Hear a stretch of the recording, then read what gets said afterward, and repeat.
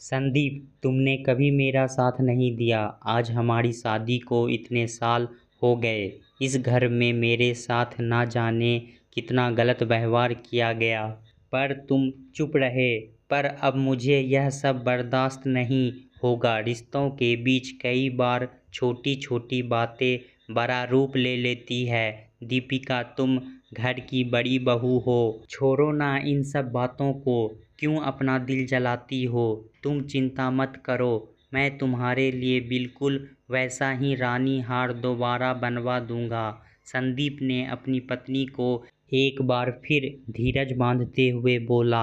हाँ, बड़ी हूँ तो क्या करूँ? इसमें मेरी गलती है क्या? बड़े होने का भुगतान मुझे हर बार अपनी इच्छाओं को मारकर देना होगा? आखिर इस घर की खुशियों के लिए मैंने क्या कुछ नहीं किया? ना जाने ऐसी कितनी छोटी बड़ी बातों को नज़रअंदाज किया। ये सोच कर के सब अपने हैं, सारे रिश्ते मेरे हैं, उनसे लड़ाई झगड़ा करके क्या ही मिलेगा। लेकिन आज पानी सर से ऊपर जा चुका है। मैं इस बात को बड़ा मानकर ही छोड़ूंगी। आपको मेरा साथ देना है दीजिए, वरना ज़िंदगी भर गुलामी करते रहिए। थोड़ा सोचो, आपको क्या मिला? आप ही के पैसों के गहने। मुझे नसीब नहीं, आपकी तनख्वाह आपके हाथ में नहीं रहती। बेटी का खर्चा चलाना कितना मुश्किल हो जाता है। स्कूल की फ़ी भीख जैसी दी जाती है। इतने पर भी आपको चुप रहना है। रहिए, मगर मुझसे उम्मीद मत कीजिए। कहते हुए दीपिका अपने सास ससुर के कमरे में पहुंच गई।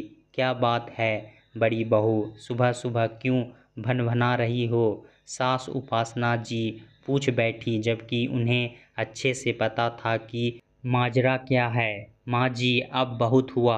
आप अभी दिव्या को दिया गया मेरा रानी हार वापस लेकर मुझे दीजिए। वो हार मेरा है और आप इस तरह किसी को नहीं दे सकती। अगर आपने अभी अपना फैसला नहीं बदला तो क्या बड़ी बहू, आज तुमने अपनी सारी शर्म लिहाज अपने कमरे में छोड़ दी है, जो इस तरह अपने सास ससुर के सामने आकर दहाड़ रही हो। तुम्हें इस घर के रीति रिवाज अच्छे से पता है ना? हम जो फैसला लेते हैं वह अंतिम फैसला होता है।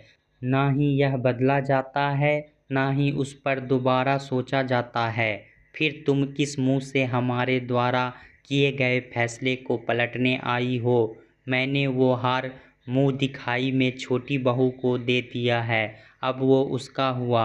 अब मुझसे ज़्यादा बहस करने की ज़रूरत नहीं। जाओ, जाकर अदरक काली मिर्च वाली चाय लेकर आओ। दीपिका को शुक्ला परिवार में आए 6 साल हो चुके हैं और वह अच्छी तरह से अपनी सास के हर इरादे को समझती है।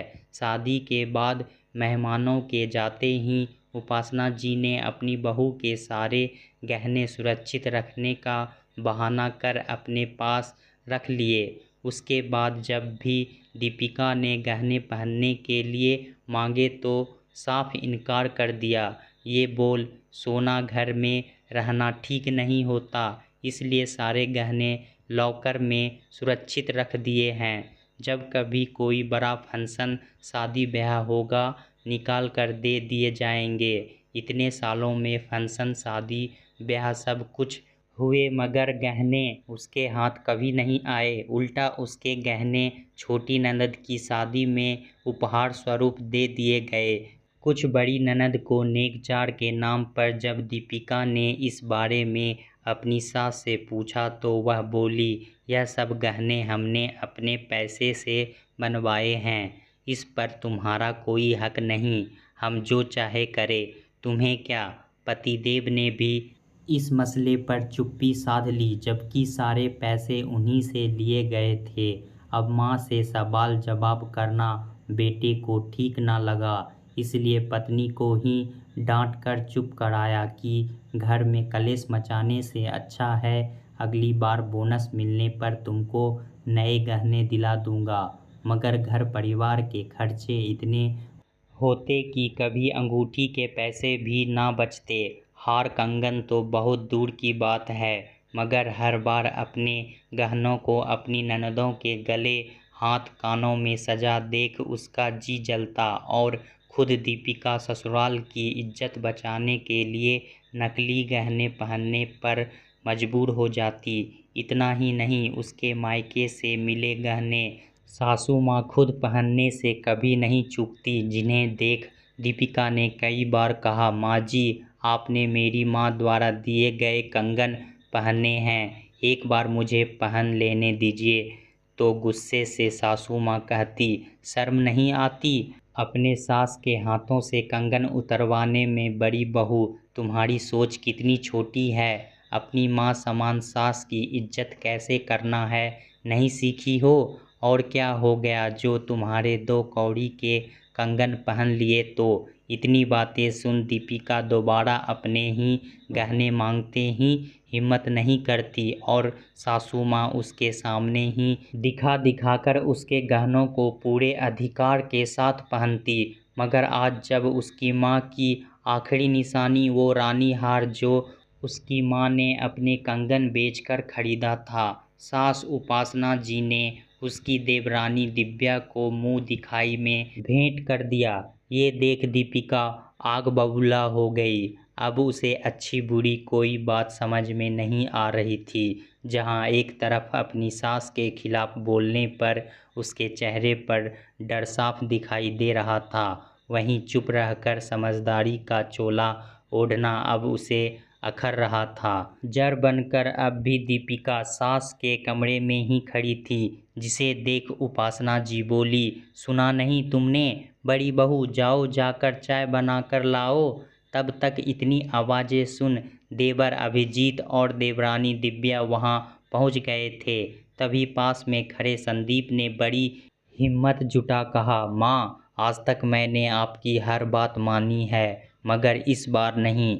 आपने दीपिका के मायके से मिला हार छोटी बहू को देकर गलत किया। मामला यहीं शांत हो जाए अगर आप वह हार इसे लौटा दें। वह बेटा, आज तुम जोरू के गुलाम बन ही गए। आखिर इसकी पढ़ाई पट्टी तुमने रट ली जो तुम अपनी माँ के सामने इतनी बड़ी बात बोल रहे हो। तुम अच्छे से जानते हो मैं जो करती हूँ बिल्कुल सही करती हूँ, और इसके मायके वालों ने ऐसा दिया ही क्या था जो यह इतना उछल रही है। हमने शादी पर इतना खर्च किया था जो थोड़े से गहनों से हमने वसूल लिया।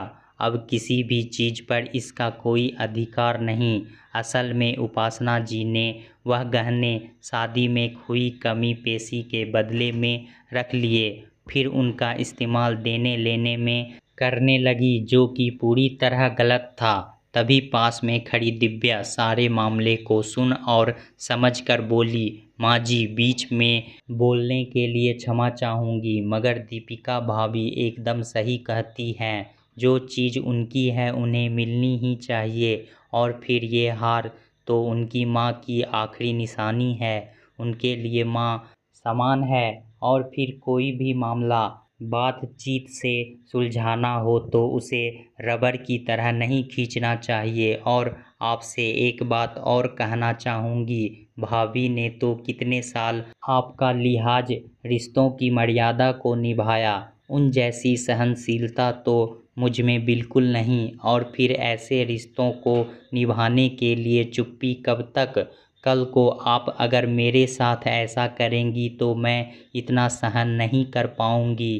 पहली बार में ही आपसे सवाल करने पहुंच जाऊंगी, और फिर मुझे आए हुए यहाँ से 4 ही दिन हुए हैं, और मैं नहीं चाहती कि एक निर्जीव वस्तु के लिए मेरे रिश्ते जेठानी जी के साथ बिगड़े। आखिर रहना तो मुझे उनके साथ ही है। और तुरंत वह हार उतार कर दीपिका के गले में पहना दिया। उपासना जी के मंसूबे पर पानी फिर चुका था, क्योंकि ये सब कर के वे देवरानी जेठानी में फूट डालना चाहती थी, जिससे दोनों बहुओं में कभी एका ना और वे अपना एक छत्र राज चला सके। दोस्तों, कभी कभी सास भी अपने घर में फूट डालकर इसलिए रखती है ताकि उस घर में इसका वर्चस्व कायम रह सके और वह अपनी मनमानी चला सके, क्योंकि कहते हैं ना, अकेला चना भार नहीं फोड़ता। इसी प्रकार अलग घर का कोई एक व्यक्ति विरोध करता है तो उसका प्रभाव उतना नहीं पड़ता,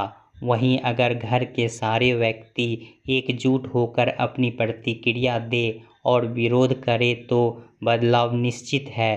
देवरानी जेठानी के रिश्ते में अगर फूट डाल दिया जाए तो वह कभी एकजुट होकर अपने ऊपर हो रहे अत्याचार और अन्याय का विरोध करने का साहस नहीं जुटा पाती। यही सोच रख सास यह कभी नहीं चाहती कि देवरानी जेठानी में कभी भी देखा हो। सास की मंसूबे बड़ी बहू अच्छे से जानती है, क्योंकि वह कई सालों से अपनी सास के हरकतों को देखते आ रही है। रिश्तों में अगर प्यार बना के रखा जाए तो वह रिश्ते आपका सम्मान और लिहाज हमेशा करते रहेंगे। बड़ों का काम होता है घर को जोड़ कर रखना, ना कि घर को तोड़ना। दोस्तों, कहानी कैसा लगा हमें कमेंट में ज़रूर बताएं। इसी तरह की पारिवारिक कहानी सुनने के लिए हमारे चैनल को सब्सक्राइब करना ना भूलें। धन्यवाद।